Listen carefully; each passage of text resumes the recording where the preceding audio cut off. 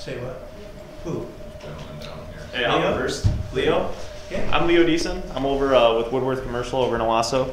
And I've got a long-term leasing opportunity for some land for the Shiawassee County. I've already presented this to Jeremy Root. He said he's going to pass it around to you guys, but I just figured I'd bring hard copies of the LOI and bring it to your guys' attention just so that it was on the table.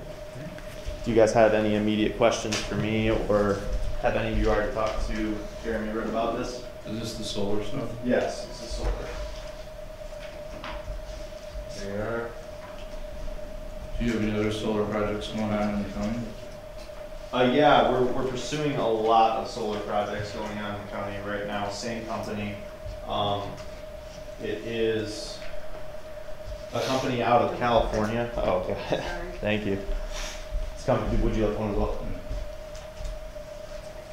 It's a company out of California. They're coming up. There's a basically they did a price floor on the amount of money that a power company will pay a solar company for putting up a certain number of solar panels. So behind the parole office, there's a fitting candidate for this. It's about 15 acres, and as far as I know, you guys don't have development plans for that. So I just figured it might be a good opportunity for you guys to generate some revenue. It's long term. You know, they've got 20-year leases with 3 5-year options. Obviously, it's something worth considering. So you're talking about leasing county property? Yes. I wasn't clear on that. Yeah. Yeah. It's Next to the Griffith home? yes. And then just a question about zoning. Do we have the zoning? That is actually one of my questions. Are you familiar with the county ordinance regarding solar energy? I am not familiar. It's not heavy reading. Okay. I just wondered if you had looked at that and if you think you could fit within those guidelines. Okay. Yeah, I will absolutely look into that. But my client's very, very flexible.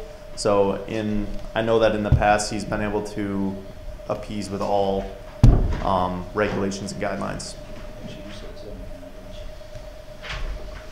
you? Yeah.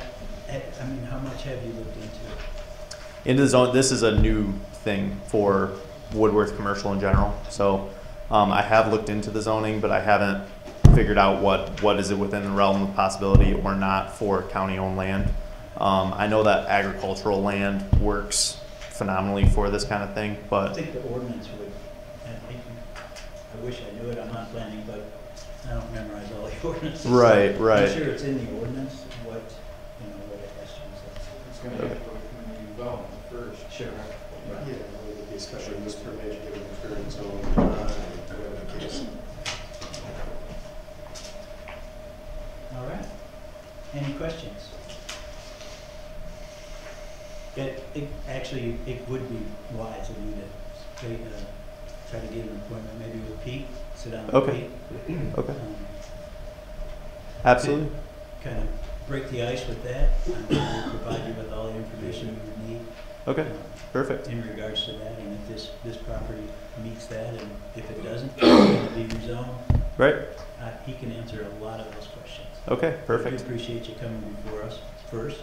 It's an honor. Yeah. Absolutely. Actually, that's going to be city Corona. Oh, it's city He wouldn't property? even deal with, well, it's our property, but it'd be through the city of Corona's, their zoning and their planning. Oh, okay. I know there was some confusion about that. Yeah, it's I the city, contacted. it's the Yeah. city. So I've gone back and forth, but And that can be a little different. mhm. County can sometimes be a little more general. Okay. The various townships and cities have. So this is county-owned land County in the owned, city in the of city, yeah. Corona's jurisdiction. I didn't know that, so that would make more sense. All right. Any other questions? Comments, concerns, anything? All right. Thank you guys. Thank you. Appreciate it. Thank you. Okay. Now, Matt.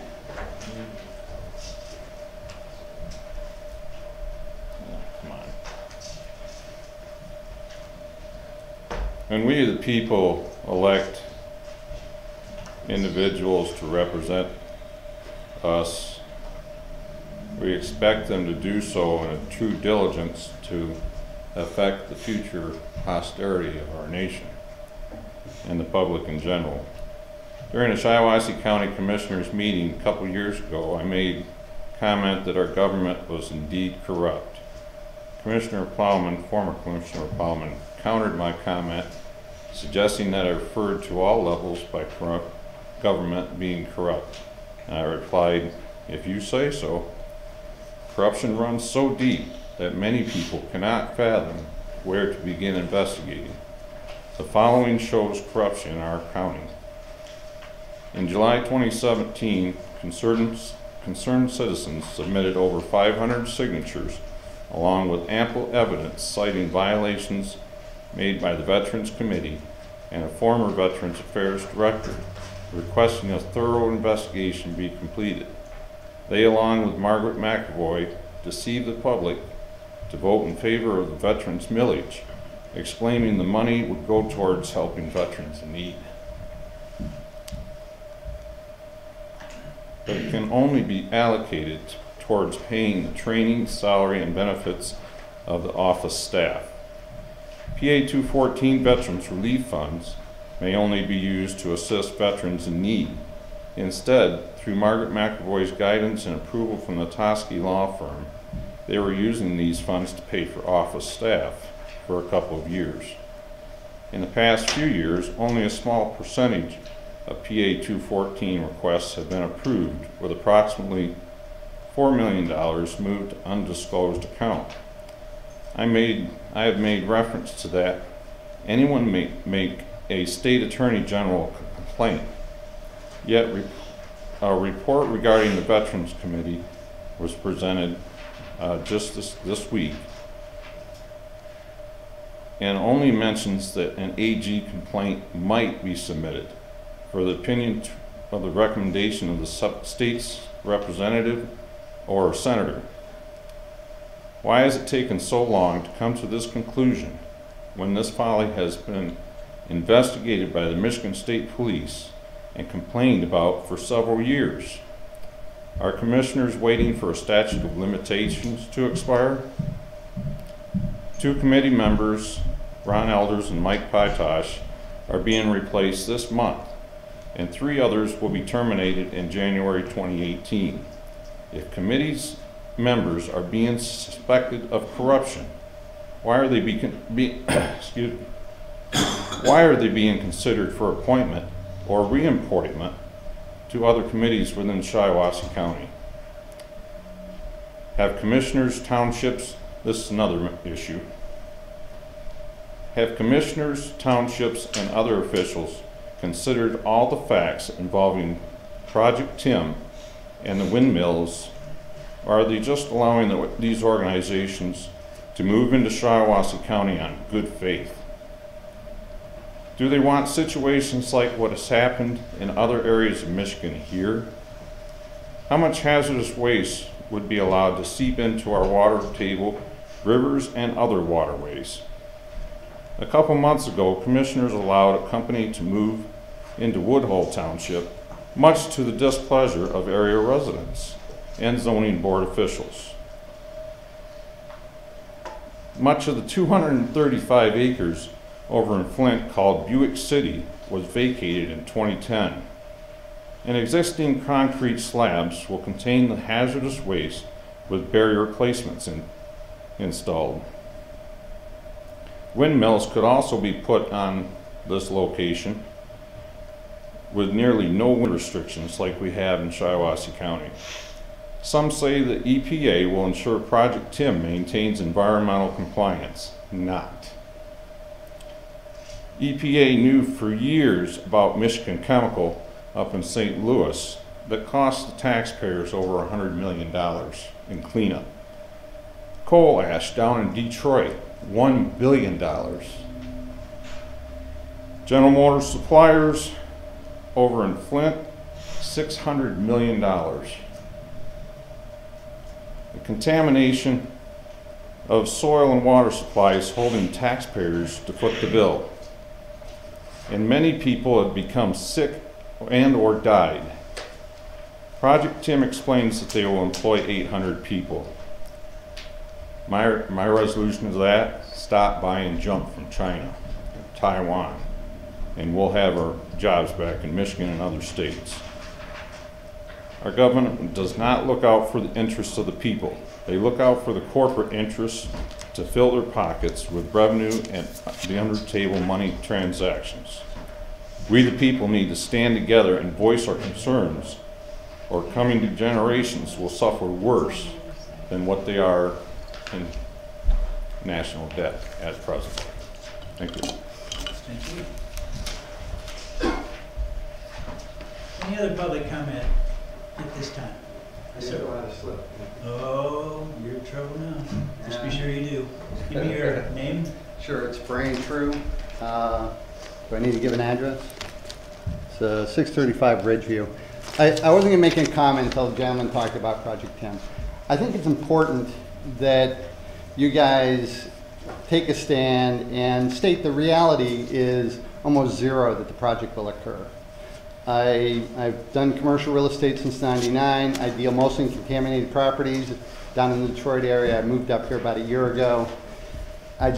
Frankly, I just had a meeting today with Economic Development over in Genesee County, and they have names for Project 10 that aren't so nice, because it really is a joke, and it's unfortunate what Tim Nickel is doing. What he's really done is created a lot of excitement for a project that probably is never going to happen and probably never was going to happen. I suspect maybe it has something to do with the other project down in Ohio. And unfortunately what's happened is it's kind of turned that community in on itself. See a lot of infighting, people getting threatened, things like that. The project smells to high heaven as far as the viability and the reality. And what you have is you have people who are scared that it's going to contaminate and things like that. And the project's probably never going to happen. I can't even imagine it's a real project. I've done deals for GM where we've told Michigan that they were going to get a project knowing full well they were never going to get the project because it was going to go to Michigan. It was an incentives play. So I think before this thing continues to get more and more legs and continues to disrupt this community, you guys need to really drill down on these people that have come to you with all these promises that are unrealistic. They don't have the horsepower, they don't have the knowledge. I've talked to Tim. He clearly doesn't have any idea what the hell he's talking about. And if you do this for a living, you see all kinds of issues with this program. And you guys need to start asking smart questions, possibly hire somebody who knows what they're talking about to go and query these people so that you don't waste time and money on a project that's never going to happen. So anyway, people like that who are concerned about our environment are being taken advantage of and being hurt. So it would be great if Project 10 was real, but chances are almost zero that it is. Thank you. Can I ask a quick question? Yeah. So you're saying that they're just using this to extract a better deal down in Ohio, and this is symbolic in nature? It's possible or it's true? It's possible. If you looked at the Cranes article, you saw the article that was up here. You looked at the Cranes article. It talked about the Cranes article talked about a secondary facility that was near water down in Ohio. This gentleman here wants to wave me off. I'll tell you, the things that smell about it, one is... You want to buy your military goods from China? You want to buy your cars from China? It's got nothing to do with that. There's no steel mills here. Dan. It's got nothing to do with that. Whatever. To answer your You're question, anti-patriotic. it's got nothing to do with whether or not It's a it's national good to have security it. issue. I'm not talking about what it is. I'm talking about the viability of the project. Yeah, it's a If you were to national do a deal security like this, one is the options that they've gone out and they've given these people. One is in most cases, there's no exchange of consideration. The option is poorly written. When you do a project of this size, you normally have an international team that comes in. Something like a Jones Lang LaSalle, a CBRE, that has the horsepower to come in not only to bring the brokers and do that assemblage, but you also have a legal team that assists with all of the options, so that you make sure that when you are done with your assemblage, that you have a viable project. They've got some local auction house here running around collecting options that are, when you look at them, are poorly written and basically residential options. Well, then what happens is you end up with a big project that has bad options. You have speculators come in. From what I've heard, they're offering like $200,000 an acre. I don't know what the reality is, 15. but 15,000 an acre? Not 200,000 an acre. Well, Get your facts straight. well, the value would be somewhere in the realm, industrial land, let's say in Detroit, industrial greenfield land in Detroit that is viable for production is going to cost you, depending on where it's located, 50 to 100,000 an acre. All right, here, you're out in the middle of nowhere. You've also got Buick City, which has the power, the water, the drainage. It's a brownfield site, so you're not worrying about further contamination. Sometimes you want to be on a greenfield site because you don't want that historical contamination. That makes sense. But you've got a lot of different issues here. You know, I've talked to, yeah, I just want to interrupt just a That's little. fine. Yeah, That's fine, I don't mean to go we on. do have a bit of a time limit here, but it sounds like you could go on for hours. Yeah, I And- could. and We've that talked might about be- this a That lot. might be something that you want to consider as a presentation and let us know ahead of time, or something. It's a little more than public comment, Yeah, because no. I think you really could do a whole presentation, I'm sure you could. I'll let it go. My biggest concern is that you guys are being led astray and it's hurting people. Well, and keep in mind too, it's only in its infant stages. It would have to go through so many different layers to even get approval that my concern is that people might be just jumping the gun here a little bit. I mean, my understanding is it's a 5-year project just to get it going. So are we not getting a little excited a little too soon before everybody knows all the facts? Sounds like you Yeah. have a lot of ideas and a lot of, whether it's opinion or fact, and you know, that's great. And we need that, and everybody does need to speak up, but I would hope that the community wouldn't get so uptight about this project so early on. It may not happen, just like you said. And is it worth all the infighting?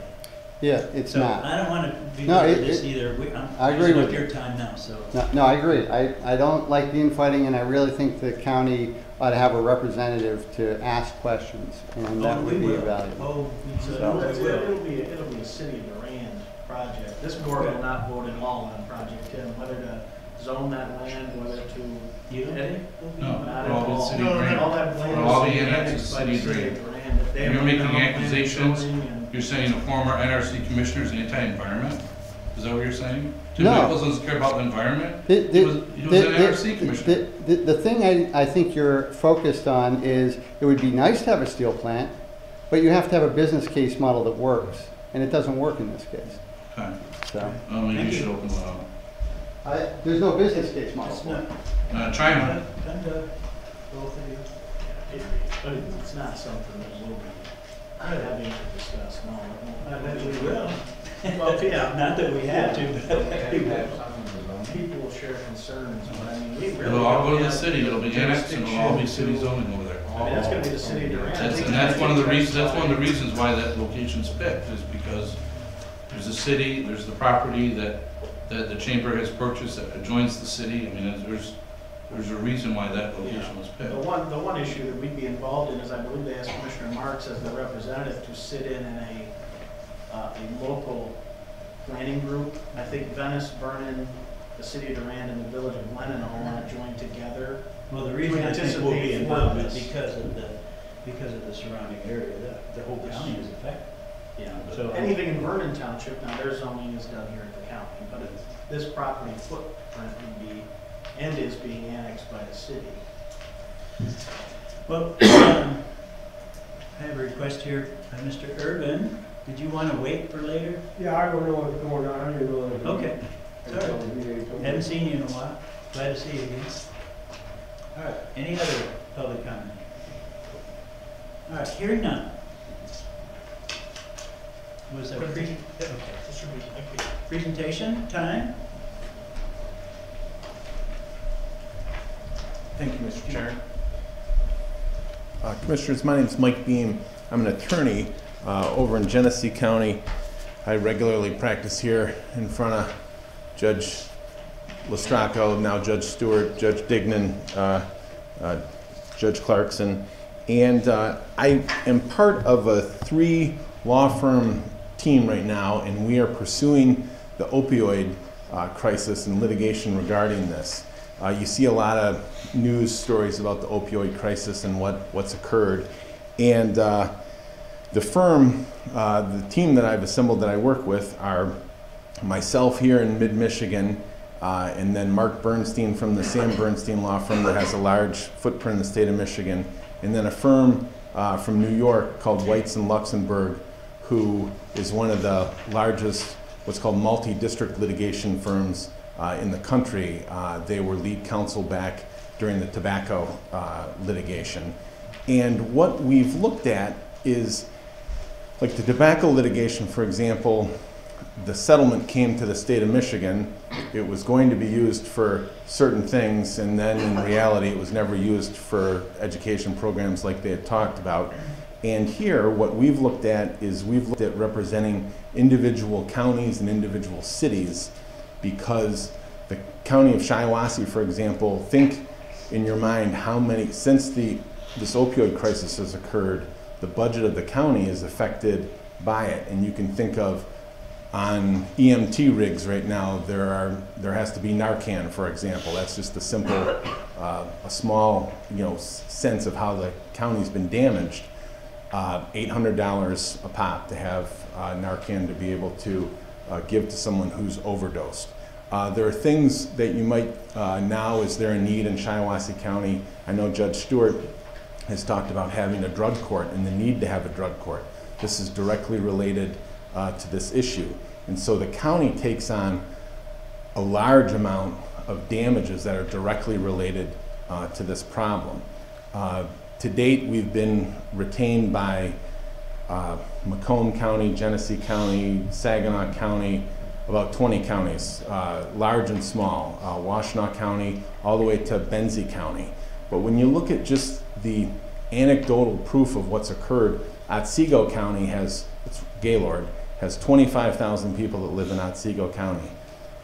They have 2 methadone clinics in Otsego County because of the addiction problem. And some people look at the addiction problem and say, well, wait a minute, I have control over this. This is more of a social issue.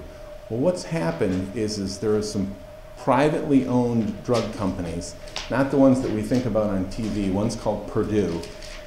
They're who invented OxyContin back in the late 90s. And from that time, for example, they didn't tell anyone how addictive OxyContin truly was. It does great work. If I've just had a back surgery, my doctor might prescribe that for me, and it takes away the pain. The problem is they didn't tell anyone how addictive this is. And for example, one of the studies that's come out recently, if you take OxyContin for 8 days, 13% of those people develop a severe addiction. And they didn't tell us this. And so now we have all of these issues. As many people died from drug overdoses last year that died from traffic accidents, about 34,000 apiece nationally. We in the United States, we account for about 4.5% of the world's population, but yet 80% of all the opioids are consumed in the United States. And so it's similar to the tobacco litigation in that this is something that has come in to the marketplace. They haven't told us about it. And so we are pursuing litigation not only against the companies, but also against the distributors. I had a chance to talk to Commissioner Marks and Commissioner Root, and I gave them some information with regard to what we're doing. I've got, if anyone's interested, this is one of the decks we use for PowerPoint. It really sort of tells the story. We'll make copies and pass it out to everybody. Okay, and I've got just 5. Yeah. Pass them out. How many counties, how many clients do you have right now that are? about 20, Commissioner Bob. And from as small as Benzie County, Leelanau County, Mason County, which is where Ludington is, there's 83, I've learned, I feel like I'm in 5th grade civics class a little bit here. I've learned there's 83 counties in the state, and also some cities. We've been retained by the city of Detroit and the city of Lansing. But then also, you know, small and large. And we feel as though everyone is very important in this. There's no one, it's not like one county is more important than the other county. No, I had a conversation with the Genesee County Commissioner sometime last week at a board meeting, who I believe is Genesee a part of it? Yes, yeah, they've retained it. And she was telling me, or advising, suggesting that we get on board, the sooner we get on board a smaller group versus a class action lawsuit that may happen down the road, because financially we would be further ahead. Is that I think so, Commissioner. And one of the issues there is this litigation is called multi-district litigation, and it's similar to class action. What's different about it is in a class action, we're all treated the same. So say we all, who knows what, bought something and it didn't, you know, and we each get a check for $5. In multi-district litigation, each county is its own plaintiff. And so you would not share with anyone else. Shiawassee County would be its own plaintiff, and you wouldn't be like a small fish in a big pond. And so that's been one of the most important aspects about this. We're filing the lawsuit next Tuesday, the 19th, and then we'll also, other counties will come on later, but there is a few things in this area. Because there's so many, the litigation will be in one courthouse in the country. Our lead counsel is Paul Pennock. His biography is in the materials from New York. And it's important in what they do is one courthouse. It's going to be in the Northern District of Ohio. It's going to be in Cleveland. And they picked this last week. We had a hearing in St. Louis, Missouri, and it's an economy issue, you know, so this isn't going on in 100 different courthouses. They pick one judge, and it's in the Northern District of Ohio, and and it's important to be on what's called the steering committee to have control of where this litigation is going, and Mr. Pennock will be on the steering committee to really steer the litigation where it's going to go. And with regard to the suit, every county and city that's retained us, we've been retained on a contingent fee, and what that means is that the county would not pay anything into pursuing this case, which is an important aspect of it. And you'd only, we would front the costs and only be reimbursed the costs at the end of the litigation, and you would not owe anything. Is there a penalty against us if we join after the 19th that we file? Only, no. I think there will be many other counties joining. Some have had, you know, we're not going to meet until January. You would get answers like that. But there is a time limit, a statute of limitations that is coming up. And so we have just, people, you know, all the counties have been retaining us that we've talked to so far with regard to that.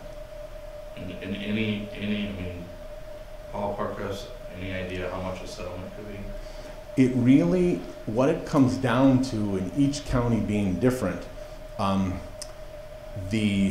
counties, for example, own all their EMT in their ambulances. So that's an issue that is right for the county, where other counties, you know, it's a private contract with someone.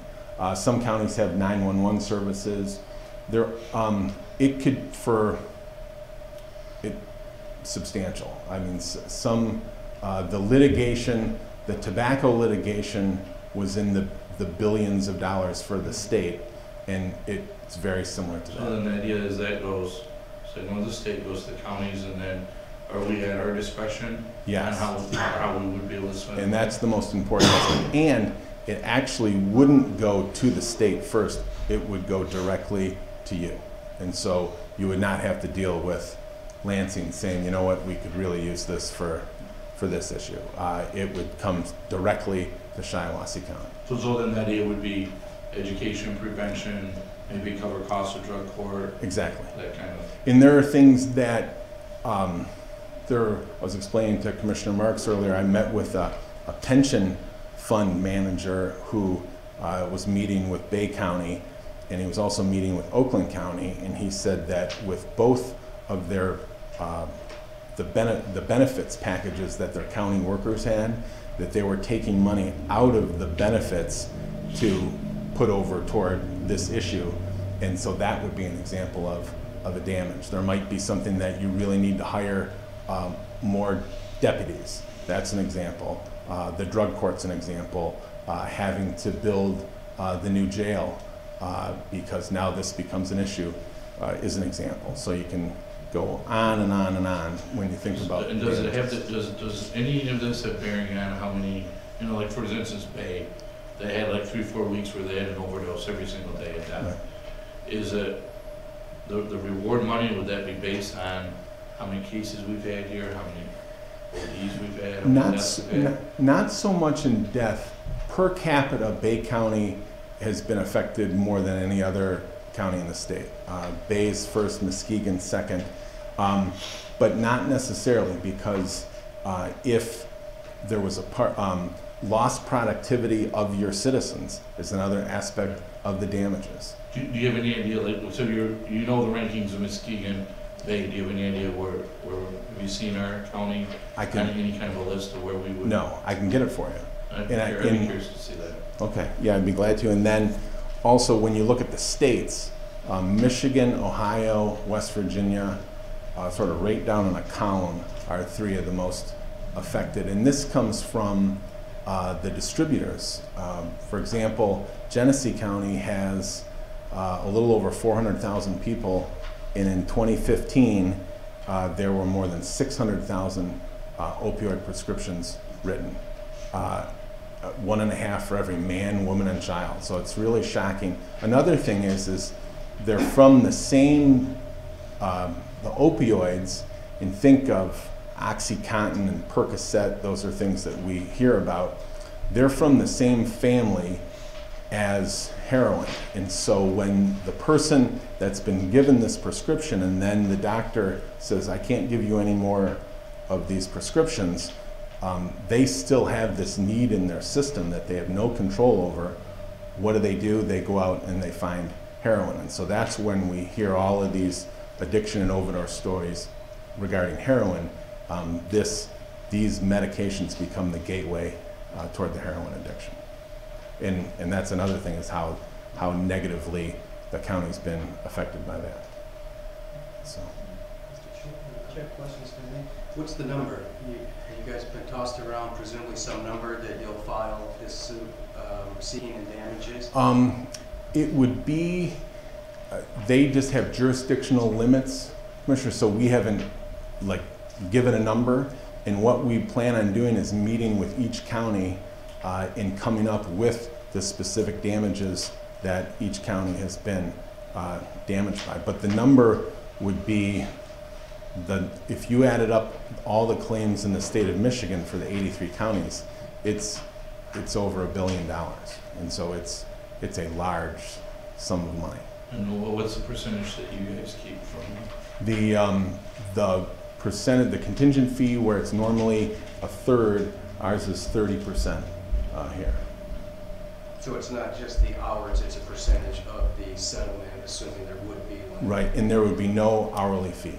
Right. Okay. Can you help me understand the manufacturer and distribution network a little bit? Also speak to why aren't doctors and healthcare facilities culpable in some way and responsible for the crisis? Right. Michigan is the only state in the country that has FDA drug immunity, and so you may have heard about that in the past, like with the Vioxx drugs and a few of the. And so, in the state of Michigan, if a drug has been FDA approved, and Vioxx was something that people had heart attacks. And if I had a heart attack and suffered from that, I would not be able to bring a claim in Michigan because we have drug immunity. There's some movement afoot to remove that. So that's one of the issues as to why it's difficult to bring a claim against a doctor who would prescribe it to me. The one thing is, and that's why we've looked at the Purdue Pharmaceuticals. It's about page 3 and 4 of that deck. You'll see the different companies. And then also there's Endo Health. And then with regard to the distributors, there's a company called McKesson. And most of these are not your everyday drug companies like we think of, like SmithKline or big companies like that, because they're not publicly traded. They're private companies. But the company that makes OxyContin in the late 90s went from making $50 million, give or take, on it the first year to $2 billion in a couple of years. And they hid the facts about how addictive it is. And we look at those companies as the ones that are really most culpable. If I had a back surgery and my doctor prescribed that to me, OxyContin, for example, I have kidney stones. So I don't know if anyone else is a member of the Kidney Stone Club. And so it's something else, And so my doctor will give me this prescription, and the way their guidelines are with dosing is they give you 30 of these things. I might take one and then I go dispose of the thing because I don't even want it around, with kids and people in the house because of the addictive properties of it. But we feel as though the producers and the distributors are the most culpable. Just one final question. Are you guys emulating other efforts around the country, multi-district lawsuits like this? This pioneers in this will be, they're about, as of right now, there are about 80 cases that have been filed that will be part of this litigation, and with more to follow. And that will be part of this multi-district case. Some people look at this and they think it's a class action, similar but different. I was asked a question the other day in Benzie County where they said, well, can't we just wait and they'll call us, sort of like the class action, when you get a mailer in the mail. This is different than that because no one will be called and included. You have to step up yourself to be part of this, and that's the difference between multi-district litigation and class action. I'm sorry, there's one more. What's the risk to the county, if any? What's the downside? I don't see any downside. There's no upfront cost, there's no outlay of fees, or sometimes attorneys will charge what they call a cost retainer, sort of prime the pump, get things moving. We're not doing that here. And so there would be no, financial outlay of any kind. You seem to emphasize, this is just a suspicious nature of me, no upfront costs. Are there any costs? No costs whatsoever. What Yeah. if we fight the fight, join, and you guys lose? Are we on the hook for any court costs, fees? None. Yeah. And so up front, in the back, a lot of times I guess we think of upfront costs of getting the ball rolling, and here there are no costs at any time. Even like you mentioned, Commissioner Root, if for some reason it's not successful, there are no costs. So, we weren't being asked to take action tonight. Is this something we want to? Well, if they're going to file on the 19th, I think we would. I was almost thinking maybe we could, I know this is kind of bureaucracy. I was going to recommend maybe an ad hoc committee, put on maybe some people from the courts, maybe some people from the public health department to talk about this and come up with statistics. If you guys are ready to. What's the first step? Is the first step that we have to declare a public nuisance? What we've done in some other counties, Commissioner, is they have, in Genesee County, Saginaw County, Macomb County, several of them, they've had a resolution where they've basically wanted to look into, and I talked to, I have an example. Sure. Okay, so we have our organizational meeting, January 2nd? When's our first board meeting? It'll be the following will it be the 9th then? Can we put together an ad hoc committee and then have it presented by then? I mean, I know it's only a couple of weeks away, 3 weeks Wonder away. if the ad hoc committee just had an unnecessary step of bureaucracy like we're talking about. We have our health director here. I mean, I might like to hear from staff too. This is the first we've heard of it, and I'd like to hear from the health department and maybe some others. Probably Judge Stewart too, because he's obviously very involved with That's the what I was process. saying. He did give us a presentation and they Yeah. followed along the same. Yeah. I I mean, he says the one comment 80–90% of his business is drug related. Right. Oh, And- absolutely it is now. And there's enough prescriptions that every single human being in Can the have United States. 2.5 or 3.5 or something. It was I think it's phenomenal. That's, So he that's was, true. I think he's on board. What do you, Yeah. what do you guys think? And if Larry has, or our attorney, or prosecutor assistant. Larry, you got a recommendation? Maybe you have a opinion on it? back up to that. Speaking of opioids. Or Yeah. Larry will talk and then Um, what you think of your. It's a major problem. I've talked to Commissioner Marks about this as a health board member, and it's one of the focus areas of our strategic plan going forward, to put some resources into the problem that we have. I know of some other counties that have joined this lawsuit. The boards of commission, sometimes boards of health have drawn up a resolution declaring it a public nuisance. It's different than declaring it an imminent health hazard because that would activate emergency powers.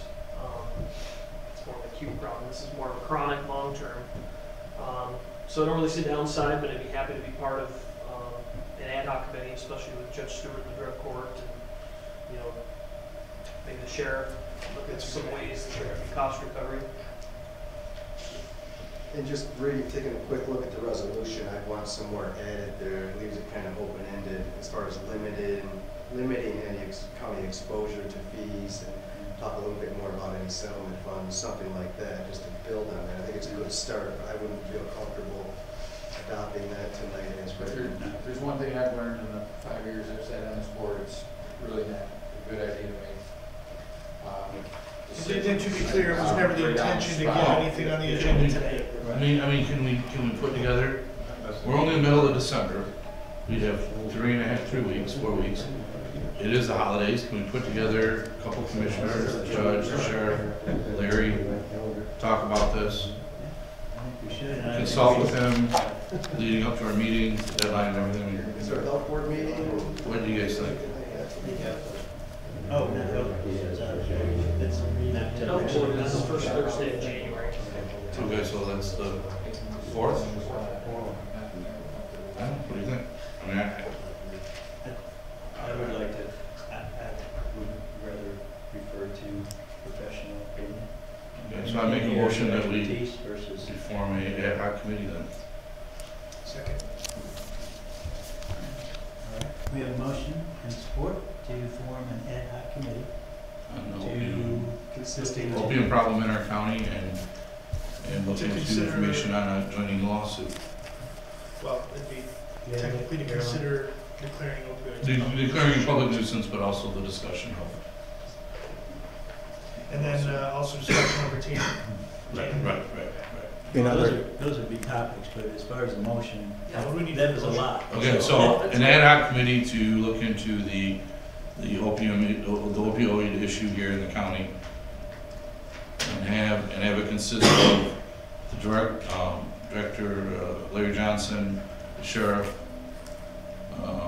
Judge Matt Stewart. Who else we want? Are you the chairman of Health and Human Services? Yeah, You wanna might say have thrown me on there since I was Health and Human Services Committee. Anyone else want to be on it? Should be on it? Is it enough to start? Okay. Are you good with that? You want to read it back? Okay, who should we have from prosecutor's office? Yeah, that's okay, yeah. Okay, and somebody from prosecutor's office, whoever deemed offending, Judge Williams. Okay. I agree, thank you for letting me do this. They want to be part of this as well. I've been very supportive. Did you get all that, Karen? Ad hoc committee to look into the opioid crisis in Shiawassee County to consist of members Larry Johnson, Judge Stewart, MCMU, Master, and a rep from the PA office. I mean, I'll put that. Okay. Good. So that's my motion. Okay, we have a motion and support. All in favor indicate by saying aye. Aye. Any opposed, the same. Motion passes. Thank you very much. Thank you very much. And if you need us to present at an ad hoc meeting, we'd be more than happy to do that. Do you have your business card in here? Or your... Yeah, on the back page, there are 4 biographies. There's bios. Okay. Yeah, and it even has my cell number, so I'm more than happy to talk about it. Thank you very much. Thank you. Thank you. All right. We shall move on to the Economic and Physical Development, Commissioner Cascarelli. Yes, Mr. Chairman. Item A, committee moves to consider reappointing Dr. Mark E. Miller and Joe Osenisek to the Brownfield Authority Board for the period of January 1st, 2018 to December 31st, 2023, or until a successor is appointed and authorize the board chair to execute all necessary documents. Have a motion? Support. And support. Any further discussion? All in favor indicate by saying aye. Aye. Any opposed, the same. Motion moves forward. Item B, the committee moves to consider reappointing John Horvath to the GLS Region 5 Planning and Development Commission for the period of January 1st, 2018 to December 31st of 2018, or until a successor is appointed and authorize the board chair to execute all necessary documents. Support. Motion and support. Any further discussion? Hearing none, all in favor indicate by saying aye. Aye. Any opposed, the same. Motion moves forward. Item C, the committee moves to consider reappointing Julie Hale Smith to the Housing Program Advisory Council for the period of January 1st, 2018 to December 31st, 2020, or until a successor is appointed, and authorize the board chair to execute all necessary documents. Support. Motion and support. Any further discussion? Hearing none, all indicate by saying aye. Aye. Any opposed, the same. Motion moves forward. Item D, the committee moves to consider reappointing Stacy Loomis and Tina Tuller to the Parks and Recreation Commission for the period of January 1st, 2018 to December 31st of 2020, or until a successor is appointed, and authorize the board chair to execute all necessary documents. Support. Motion and support. Any further discussion? Hearing none, all in favor indicate by saying aye. Aye. Any opposed, the same. Motion moves forward. Item E, the committee moves to consider reappointing Bonnie Reno to the Planning Commission for the period of January 1st, 2018 to December 31st of 2020, or until a successor is appointed, and authorize the board chair to execute all necessary documents. Support. Motion and support. Any further discussion? Hearing none, all in favor indicate by saying aye. Aye. Any opposed, the same. Motion moves forward. Item F, the committee moves to consider reappointing Cody Baker, Melissa Higbee, and Dennis Braid to the Solid Waste Management Committee for the period of January 1st, 2018 to December 31st of 2019, or until its successors are appointed, and authorize the board chair to execute all necessary documents. Support. Motion and support. Any further discussion? Hearing none, all in favor indicate by saying aye. Aye. Any opposed, the same. Motion moves forward. Item G, the committee moves to consider appointing Chris Clowen to the Solid Waste Committee, Solid Waste Management Committee for the period of January 1st, 2018 to December 31st of 2019, or until a successor is appointed, and authorize the board chair to execute all necessary documents. Support. Motion and support. Any further discussion? Hearing none, all in favor indicate by saying aye. Aye. Any opposed, the same. Motion moves forward. Item H, the committee moves to consider reappointing Julie Hale Smith to the Zoning Board of Appeals for the period of January 1st, 2018 to December 31st of 2020, or until a successor is appointed, and authorize the board chair to execute all necessary documents. Support. Motion and support. Any further discussion? Hearing none, all in favor indicate by saying aye. Aye. Any opposed, the same. Motion moves forward.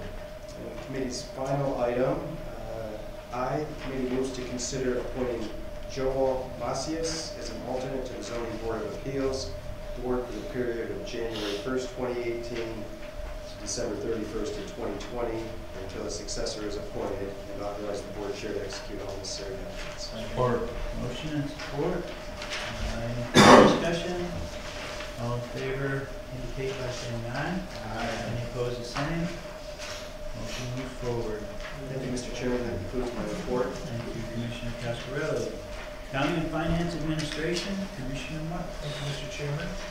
Move to item A, I move to consider authorizing acting pursuant to the authority granted to county under Section 8 of Public Act 152 to exempt Shiawassee County government from the requirements of the 2011 Public Act 152 for calendar year 2017.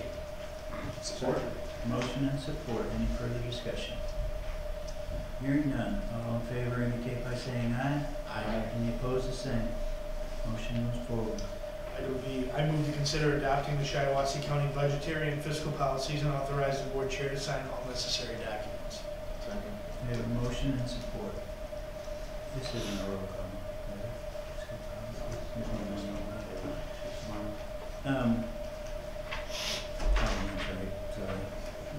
All in favor indicate by saying aye. Aye. Any opposed, the same. Motion moves forward. Item C, I move to consider authorizing the MERS adoption agreement for SEIU registered nurses bridge plan and authorize the board chair to sign all necessary documents. We have a motion and support. Any further discussion? All in favor indicate by saying aye. Aye. Any opposed, the same. Motion moves forward. Item D, I move to consider authorizing the purchase of the land in the building known as the Capitan Building, 149 East Corunna Avenue, Corunna, Michigan, 48817, with related easements from the Corunna Downtown Development Authority for the amount of $56,930.16. Funding provided in General Ledger Account 101-269-804.200, and authorize the board chair to execute all required documents. Motion and support. Any further discussion? All in favor indicate by saying aye. Aye. Any opposed, the same. Motion moves forward. On to item E, I move to consider authorizing resolution number 17-12-25, granting permission of continuance of existing encroachment by the Shiawassee County, Michigan, renewing permission for the encroachment of the Capitan Building stairs onto Corunna property now as the owner of the building, and authorize the board chair to execute all required documents. Support. We have a motion and support. Any further discussion? Hearing none, all in favor indicate by saying aye. Aye. Any opposed, the same. Motion moves forward. Item F, I move to consider authorizing granting to the city of Corunna a perpetual utility easement across the north end of the Capitan Building property, and authorize the board chair to execute all required documents. Support. Motion and support. Any further discussion? Hearing none, all in favor indicate by saying aye. Aye. Any opposed, the same. Motion moves forward. Item G, I move to consider authorizing the payment of the final installment on MMRMA insurance coverage for the 2017-18 coverage year in the amount of $80,435.50, with funds budgeted and available in 101-954-910. Second. Motion and support. Any further discussion? Hearing none, all in favor indicate by saying aye. Aye. Any opposed, the same. Motion moves forward. Excuse me. Item H, I move to consider authorizing the purchase of software licenses and server hardware required to upgrade the county email system to a state of compliance with current standards in the amount of $39,001.00 to be paid from General Ledger Account 101-258-970. Support. Motion and support. Any further discussion? Hearing none, all in favor indicate by saying aye. Aye. Any opposed, the same. Motion moves forward. Moving to item I. I move to consider authorizing the quarterly disbursement to Mid-State Health Network in the amount of $28,519.27 from Shiawassee County in accordance with Public Act 2 of 1986 Cobalt Hall Convention Facility or liquor tax funds, and authorize the board chair to execute all necessary documents. Second. There's a motion and support. Any further discussion? Hearing none, all in favor indicate by saying aye. Aye. Any opposed, the same. Motion moves forward. Item J, I move to consider authorizing the 2018 county holidays. Support. Motion and support. Any further discussion? Hearing none, all in favor indicate by saying aye. Aye. Any opposed, the same. Motion moves forward. Item K, I move to consider authorizing budget amendment number 17-17 and authorize the board chair to execute all necessary documents. Motion and support. Do we have support? Yeah, second. Any further discussion? Hearing none, all in favor indicate by saying aye. Aye. Any opposed, the same. Motion moves forward.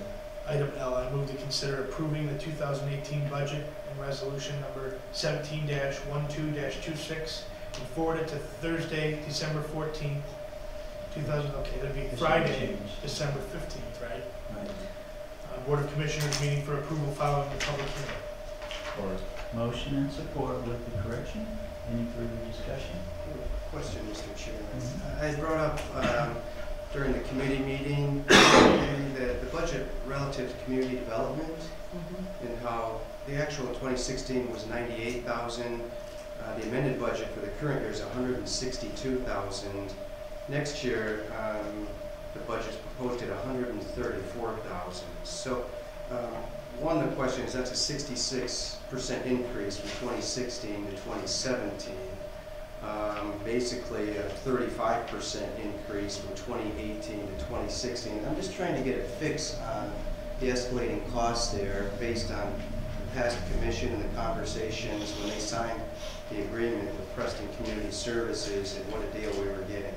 I will have that information for you tomorrow morning. I'm sorry I wasn't able to get it too soon. Okay, thank you. Any other questions? Did we get the others? As far as the approval and stuff like that, did we get that reworded? We're gonna do a little bit of that. That'll, yeah, it'll be presented tomorrow. We didn't fix anything until after we amended Okay. it, after the public Yeah, hearing. you said, I'm sorry. Yeah. Thank you. But I mean, like Pete's office, I mean, I don't know what we're looking for. I need you to, I mean, you're familiar with planning and zoning, so you know that area, but, I mean, I just think of the staff we have up there. We have, I believe, three full-time planners. We've got Pete. We have another lady that does administrative work, and they all work for Pete. So I'm like, I mean, you know, I'm trying to think like past, like for us to run 5 people out of that office, I think it would cost us more than 160,000 even. I mean, so I'm not taking issue. no, I just mean, just hone in like what you're wondering, like the incurred costs, I mean, I like think it's the not just a contract staff was thing, it's just- 98,000. If I'm not mistaken, the contract is 98,000, and this is showing 162,000. So just from the standpoint of managing contracts and what we're committing the county to when we sign those contracts, it's escalation here. I don't know where the difference is. If these are add-ons, and the way I understand the contract is written, he can send in invoices for extra services with very few, with little oversight or contingencies on it. So we're just paying invoices, and that's the way the contract's written, and that's what I'm most concerned about. I want to know what we're, paying for. I think there's a lot of work that comes out of that office. I just, Is that something could you come tomorrow? Yeah. It's not too late at that point. We can still ask him the that'd be question. great, yeah. Just, The county has what, 2 employees up there? We have 2, We have our executives, our their administrative assistant, and then we have our code court enforcement. enforcement. I thought Pete just had one employee, was Matt. So it's Pete and No, he's got Matt. Matt, he's got Mike, he's got, and one other individual, and then They're all the full-time? other lady, yeah, There's the Linda. Linda, yeah. Linda up there. Did you hire more because of more work? There's more work. Yeah, I think there's been more. Well, and again, going forward, if that's what it costs, I'd like to budget for it. And I'm just taking issue with the cost differential, not what we're getting for what we're paying for. I just want to have a better understanding. Yeah. Thank you. If we could ask Pete to attend tomorrow, I'm sure he'd be. Yeah, I actually have a meeting tonight with him in the interim, so I'll talk to him and see that he can be here tomorrow. Thank you, that's all my questions. Any other discussion? We have a motion to, Mr. Chair, I have a few items I want to point out and then possibly propose an amendment here. With front of the court, if we look at the overall budget, 2016 was 755, 2017 it was 772, 2018 it was 789,000. So it's increased every year in the last 3 years.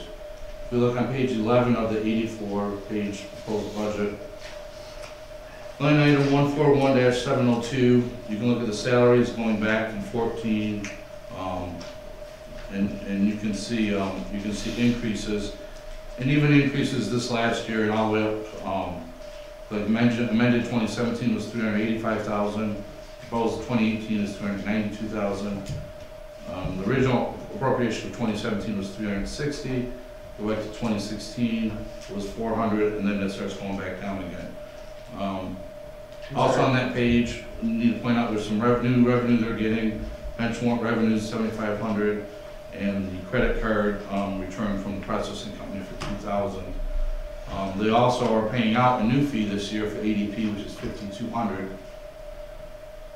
So if you add the new revenue together, you take out the ADP, we were told that they saved $80,000 last year. They're doing more with less. And I don't necessarily see that. So if you take increased revenue and the savings of $80,000, there would be $89,500. You subtract the ADP fees, would be $84,300. So if you subtract that from their proposed budget of $392,796.50, that gives them a budget for friend of the court salaries of $308,496.50. I have a budget amendment I would like to propose then, which would strike the original amount of $392,796.50 and change that to $308,496.50. Brandon, if you want to pass that around. I'm sorry, what page was that on? Page 11 of 84.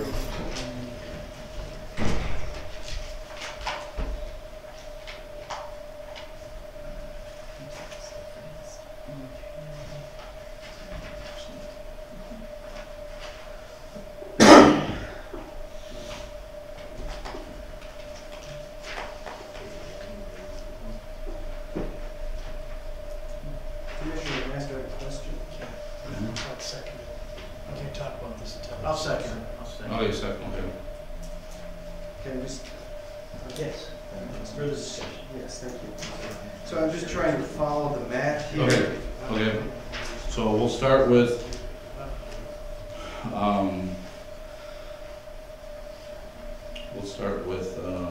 they saved $80,000, which is not reported in here anyplace. We were told by doing the reorganization, they saved $80,000. They also have new revenue, expected revenue coming in of $7,500 and $2,000. But they have new expenses going out of $5,200 for ADP fees. That's the new payroll system we're paying for. So I see a savings we could cut of $84,000.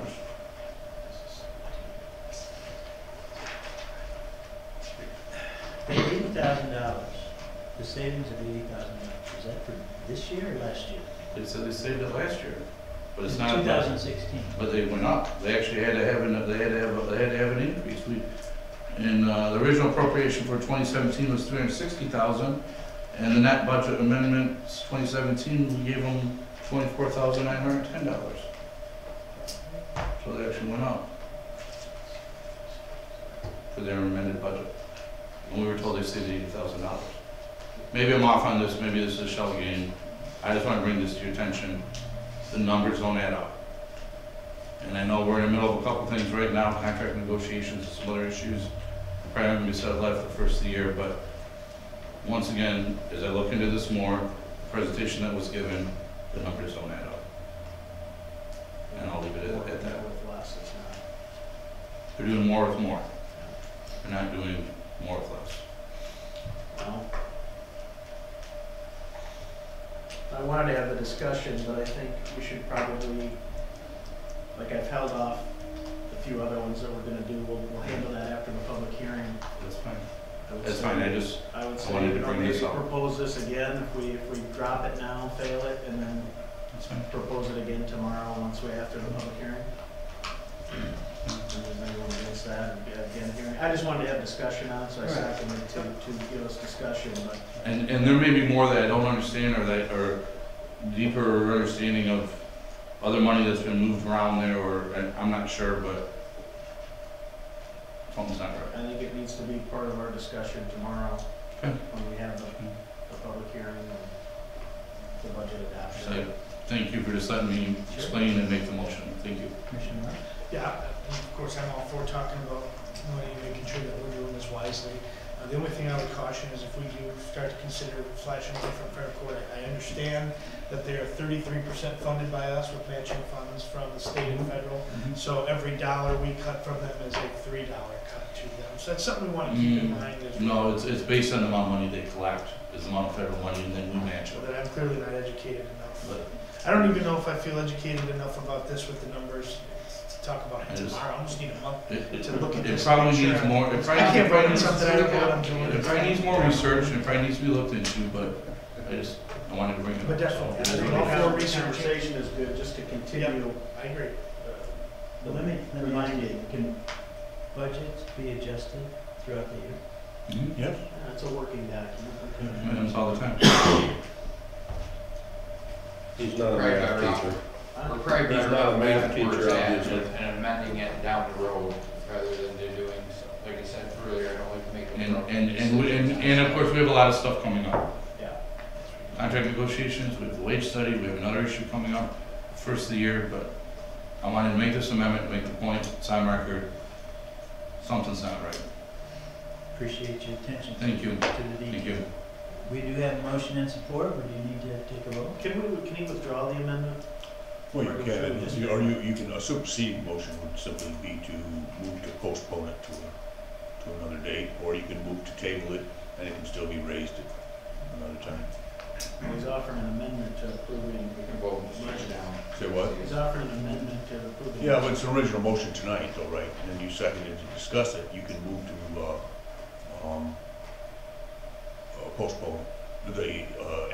postpone action on it to another time.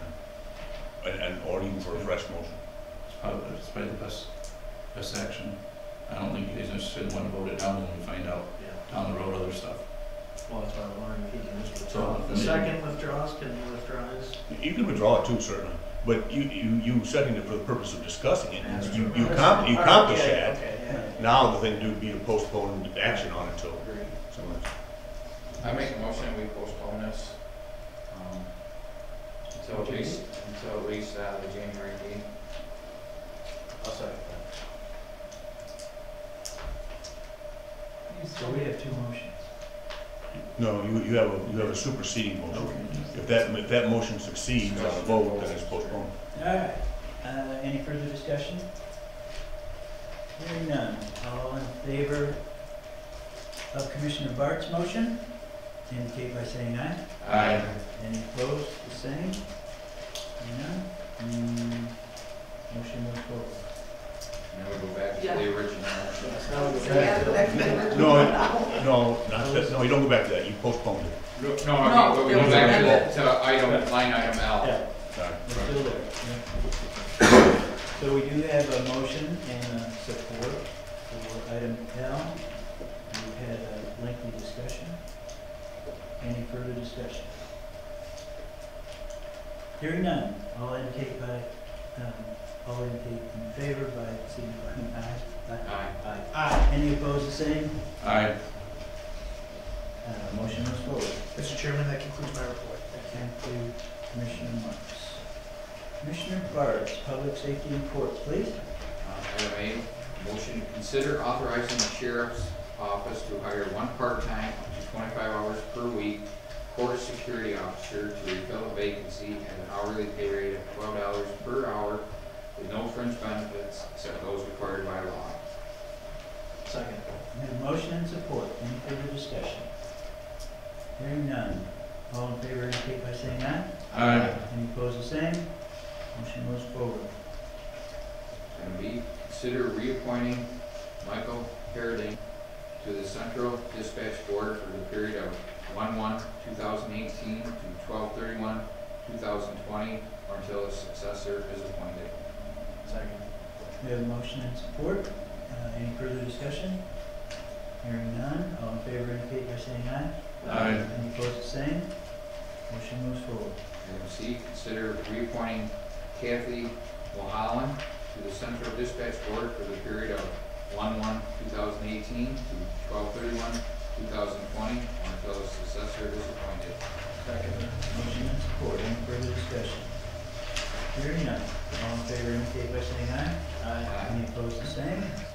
Motion moves forward. Item D, consider reappointing Chief Guy L. Hubbard to the Central Dispatch Board for the period of 1/1/2018 to 12/31/2020, or until a successor is appointed. Motion and support. Any further discussion? Hearing none. All in favor indicate by saying aye. Aye. Any opposed, the same. Motion moves forward.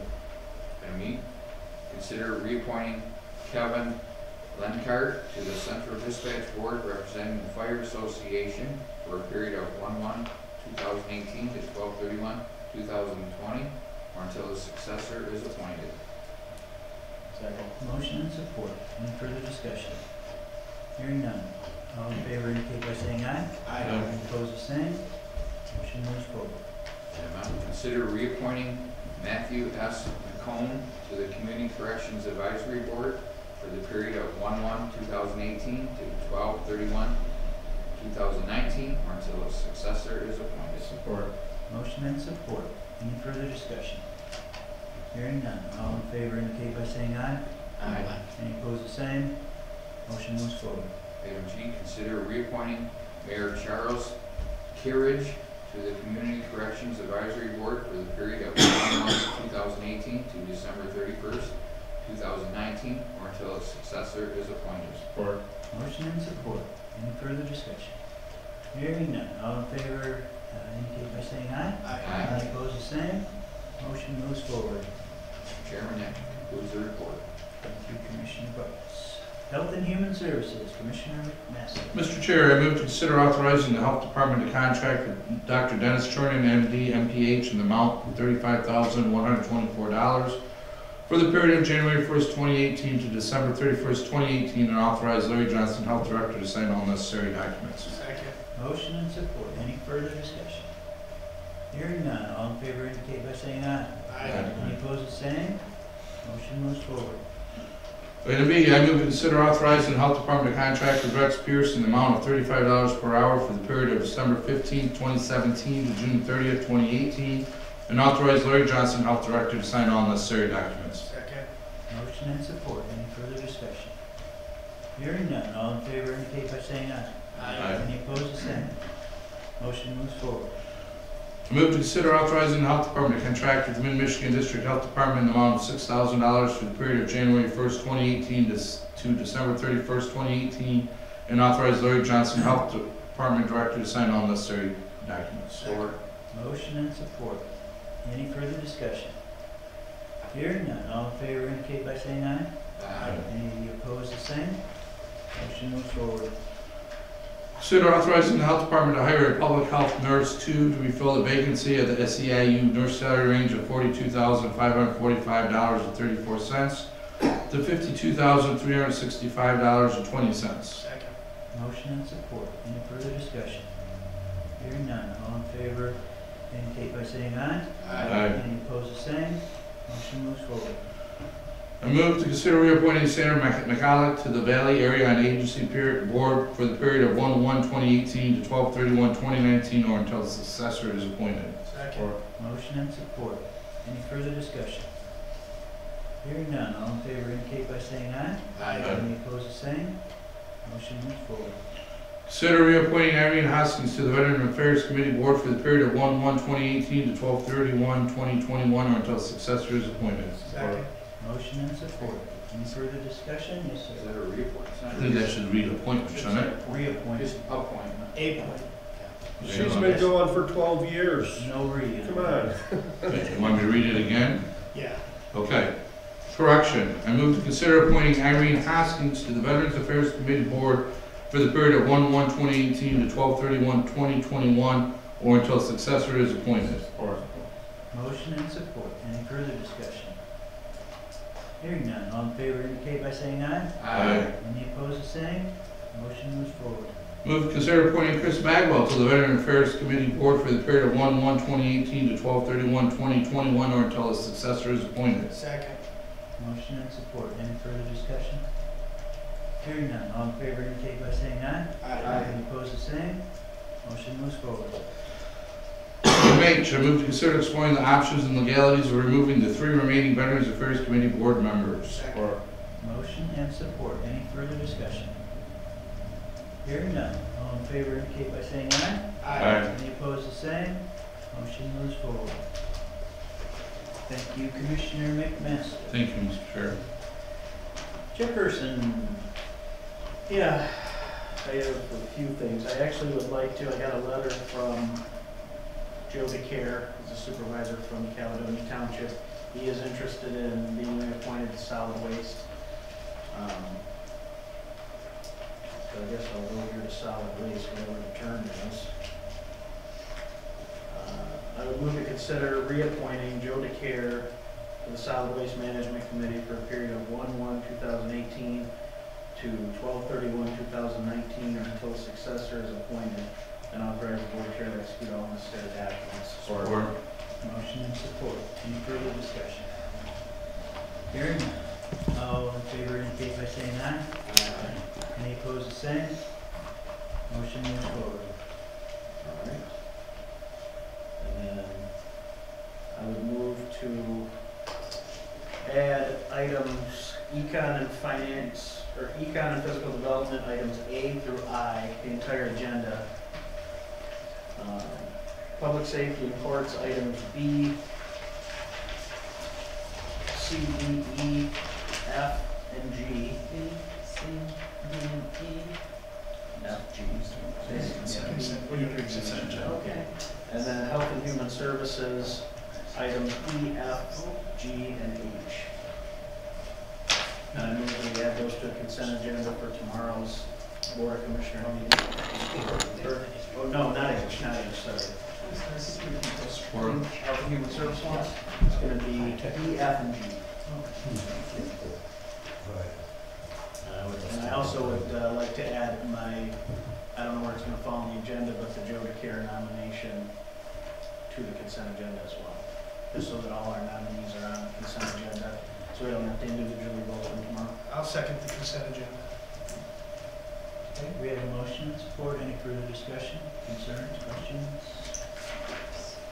Hearing none. All in favor indicate by saying aye. Aye. Any opposed, the same. Motion moves forward to Thursday. That's pretty much all. Like I said, I'll talk to Pete tonight at Antrim Township's meeting. We'll get there in time. We are addressing language changes. I know there's some changes on addressing which departments. In the budget resolution, we'll do that. When we present tomorrow, I don't think there's anything else I really have at this time. It's been a full year. That's it for me. And just as a general announcement, just in case nobody's noticed, tomorrow's meeting is at 4 p.m., correct? 4 p.m. For Actually, you yeah, in cyber world. One more thing, for tomorrow's meeting at 4 for Graham, we are going to hang a picture on the wall. We've invited our past commissioners from the last term. We're hanging a picture on the wall for them, so if you guys want to be here for that. Have you worked out a work release program to get them out of jail?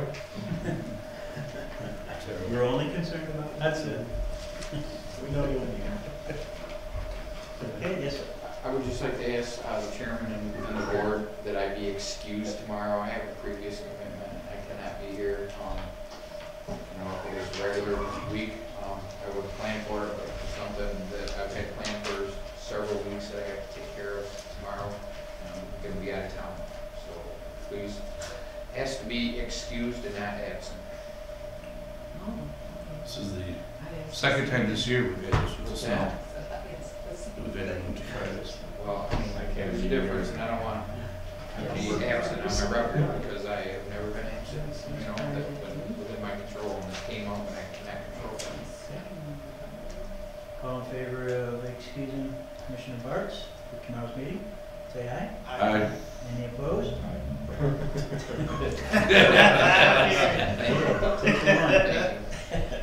You're welcome.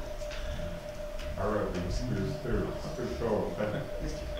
Yes, sir. One additional item, at the committee meeting on Monday, there was a document here and a motion to clarify the personnel policy handbook concerning sick time. Yes, yeah. Yes, we do a good catch.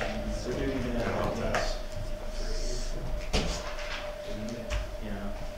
I'll go ahead and make that motion. Move that the County Board of Commissioners clarify that its approval of the 2017, I think it was 16, well, the 2017 Personnel Handbook was not intended to work any substantial changes on pay and benefits provided by the previous policies, and that specifically sick time as described in the handbook continues to be provided on a prorated basis to our part-time employees who are regularly scheduled at least 40 hours per pay. Pretty wordy, but. I was gonna say, did I get that? Yeah, it's right there, down at the bottom. So can you just quickly clarify just what that does in layman's terms? Yes, well, actually, Mike could, he came across it because he is one of our part-time employees. You might recall when they approved the policy book for 2017. And in fact, it was contemplated there would be changes to it, and apparently ADT is going to do that now. But one of the representations at the time is that it was not meant to work any fundamental changes. Because of the way it had been created, there were some inconsistencies and things like that between the two policies. One that come up, there may be others, but one that did came up is the area of what is called regular part-time employees. They are employees that work 40 hours or more per pay period. They're typically, I think they're all salaried. And the previous policy had provided that they received prorated, commensurate to their hours. They received personal leave, vacation time, and sick time. When it was transferred to the 2017, it said personal leave and vacation time. It failed to specifically mention sick time. But again, it was represented as not making any changes. Sure. So all this is clarifying that the board, when they put the new policy in place, they meant for those policies to continue. That's all. Great, thank you. Any more discussion, questions? So we have a motion and support. All in favor indicate by saying aye. Aye. Any opposed, the same? That motion also moves forward. Are there any other little hidden items? That's all I catch. That was good. I just read that actually today before I came in. So good for you. Any other agenda items? Anybody? Who seconded that? I'm sorry. Sir. Who seconded that? There wasn't one, but I will not. I will too. Okay. Third. Thank I you. didn't think there was, but I thought I missed it. Okay. What did I? Hearing somebody. Okay. Second, ability for public comments. You're up. All right. Yes.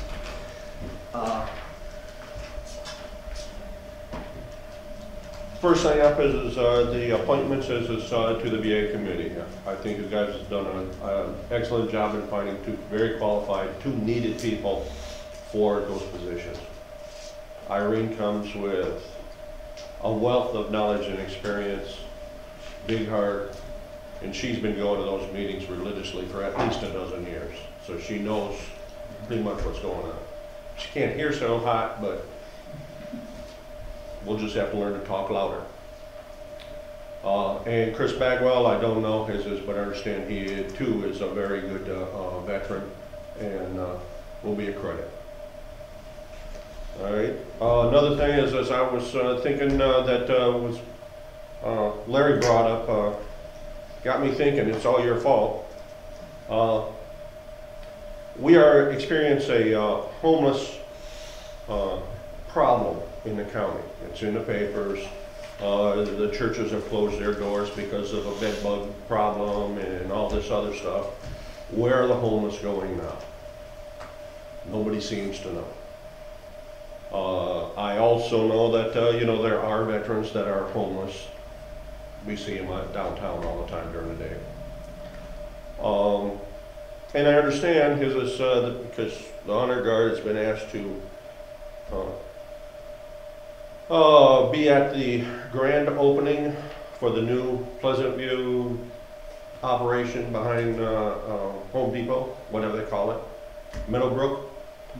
And that first next month, they're going to move everybody from Pleasant View to Meadowbrook, which leaves that building open. What better place to put temporary emergency people that are homeless? It's got power, lights, heat, everything there. It's got room for 130 beds. It's got bathrooms every 10 feet. Belongs to the city of Corona, though. That's true. And I understand Corona has already made a proposal is to basically ask the county to pick up the utility bills until spring, because they don't want the pipes and everything to be damaged.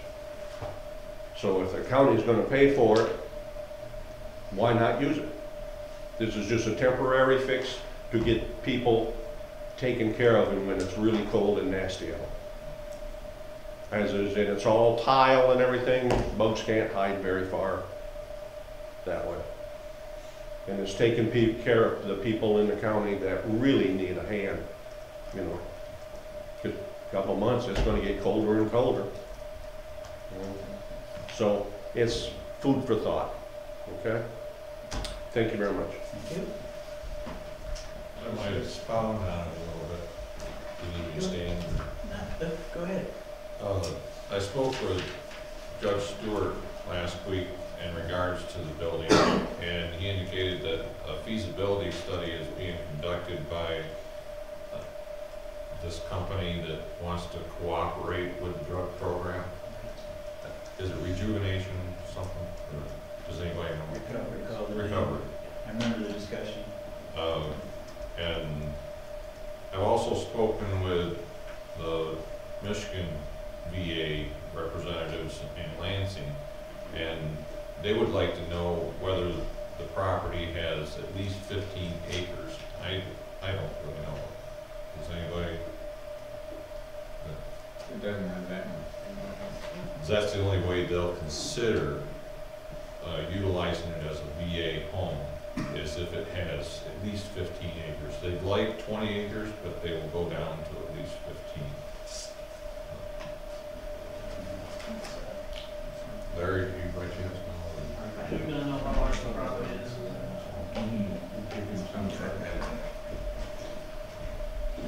Hey, where did we end up then as far as how we were working on the excess money with the Veterans Fund? Where did we end up with that? I don't think it's up to us. I mean, it's in the fund, and maybe the new board is going to. Well, like I tried to explain, I think some of it will be utilized in looking at a new space for them. You know, we did lower the millage, that's down, so that we can put this into stuff. I mean, I'll be purchasing, I believe they're working still to purchase a van. You know, I guess the other's gonna come into needs and spending down for needs, and they'll ultimately, this board will, that board, not this board, will decide, but I mean, some of it, you know, there is a fund balance, and I think right now we're looking at building space and getting them off that floor, it'll come in handy. That's not what we wanted the money to be intended for, but we have it, you know. And I think that could be something we could address as helping veterans, not having them miss appointments or not be able to get up the stairs, and us not be able to provide another site for them to go, interview or talk with them when we use this elevator constantly. And currently, there's plans to build on to the facility in Grand Rapids, another probably 400-bed unit. And down in Livonia, they're going to build a brand new facility there as well. And within 4 or 5 years, they're talking about over to Flint. These are all excess places to have to travel and high crime rates. Shiawassee would be ideal for people to come visit their loved ones. Okay. Got a little off track. Public comments? Sorry. Ed, you're up. Mr. Urban. Mayor, X.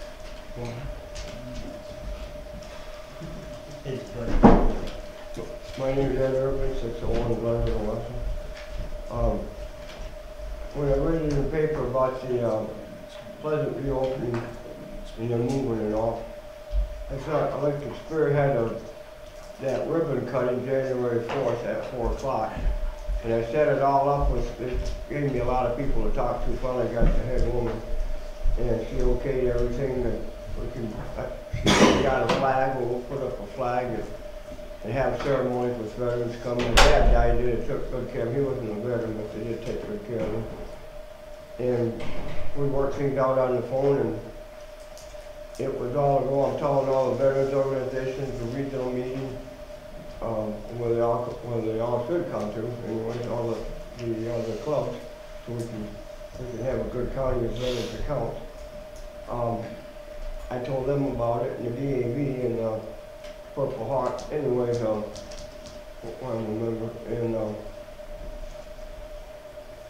now I get a phone call from a head woman, and she said, "Who told you could do that?"